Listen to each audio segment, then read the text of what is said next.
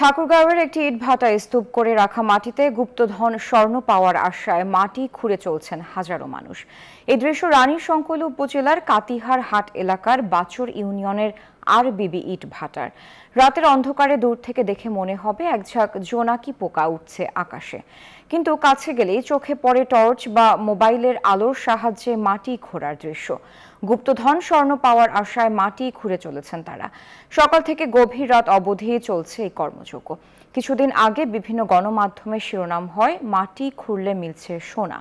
খবর ছড়িয়ে পড়ায় দেখার জন্য দূর দূরান্ত থেকে ছুটে আসছেন হাজারো মানুষ।